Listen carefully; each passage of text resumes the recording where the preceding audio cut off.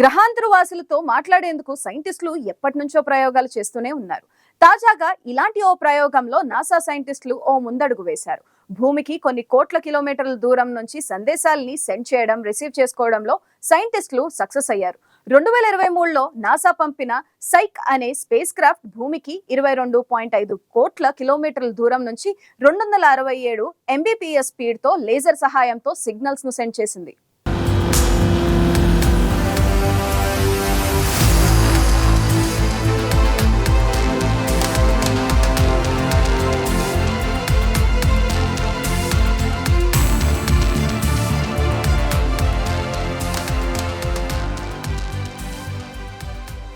మన భూమిలానే విశ్వంలో మరో గ్రహం పైన జీవం ఉండవచ్చంటూ శాస్త్రవేత్తలు భావిస్తున్నారు. భూమికి కొన్ని లక్షల కిలోమీటర్ల దూరంలో ఏదో ఒక గ్రహంపై గ్రహాంతరవాసులు ఉన్నారని, అప్పుడప్పుడు అన్ఐడెంటిఫైడ్ ఫ్లయింగ్ ఆబ్జెక్ట్స్ ద్వారా భూమి మీదకు వస్తూ ఉంటారని చెబుతూ ఉంటారు. అయితే వీటికి దేనికి సరైన ఆధారాలు లేకపోయినా విశ్వంలో ఎక్కడ ఓ మూలన అయితే గ్రహాంతరవాసులు ఉన్నారని మాత్రం చెబుతారు. అయితే ఈ గ్రహాంతరవాసులు ఉన్నారా లేరా అన్న విషయాన్ని పక్కన పెడితే వారితో మాట్లాడే అవకాశం దొరికింది అంటున్నారు నాసా సైంటిస్టులు. తాజాగా ఈ విషయంలో అమెరికా అంతరిక్ష సంస్థ national aeronautics and space administration అద్భుత విజయాన్ని సాధించింది. భూమికి 22.5 కోట్ల దూరం నుంచి వచ్చే సందేశాలను స్వీకరించడంలో నాసా విజయవంతమైంది. ఇక సైక్ అనే వ్యోమనౌక భూమికి 225 మిలియన్ కిలోమీటర్ల దూరం నుంచి నాసా ఇంటర్ ప్లానెటరీ కమ్యూనికేషన్ కు లేజర్ సందేశాన్ని విజయవంతంగా పంపింది. ఈ విజయం వేగవంతమైన స్పేస్ కమ్యూనికేషన్ యొక్క సామర్థ్యాన్ని చూపడమే కాకుండా అంత పెద్ద ప్రదేశాలలో డేటాను ఎలా పంపాలి మరియు స్వీకరించాలి అనే దాని విషయంలోనూ కీలక ముందడుగు పడిందని సైంటిస్టులు చెబుతున్నారు.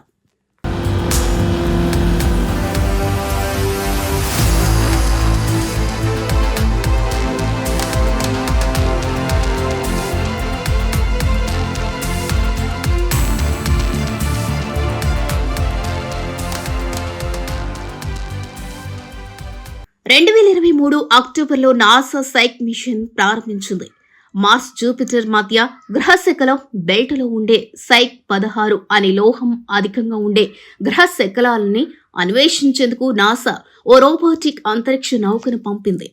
అంతరిక్షంలో లేజర్ కమ్యూనికేషన్తో ప్రయోగాలు చేయడానికి డీప్ స్పేస్ ఆప్టికల్ కమ్యూనికేషన్ సిస్టంతో సహా అధునాతన సాంకేతికతతో ఈ వ్యోమ నౌకను నాసా రూపొందించింది. ఏప్రిల్ 8న పాస్ సమయంలో నాసా సుమారు 10 నిమిషాల డూప్లికేట్ స్పేస్ క్రాఫ్ట్ డేటాను డౌన్ లింక్ చేశారని నాసా శాస్త్రవేత్తలు తెలిపారు. ఇక అప్పటి వరకు సైక్ నుండి డౌన్ లింక్ ను పరీక్ష, విశ్లేషణ డేటాను పంపుతున్నారని తెలిపారు.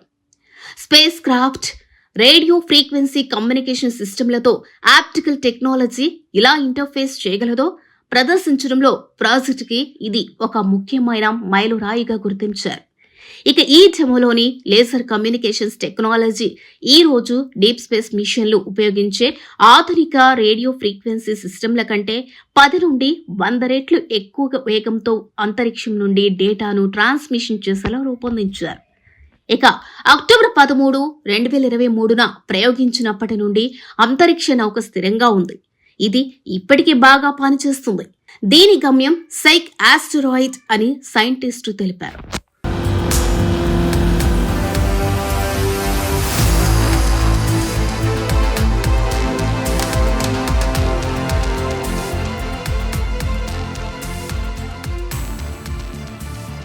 సైక్ స్పేస్ క్రాఫ్ట్ 7 రెట్లు ఎక్కువ దూరంలో ఉండడంతో అది డేటా సెండ్ చేయడంలోనూ రిసీవ్ చేసుకునే రేటును అంచనా వేసినట్లుగా తగ్గించారు. కానీ ఏప్రిల్ 8న జరిపిన పరీక్ష సమయంలో స్పేస్ క్రాఫ్ట్ గరిష్టంగా 25 MBPS వేగంతో టెస్ట్ డేటాను ట్రాన్స్మిట్ చేసింది.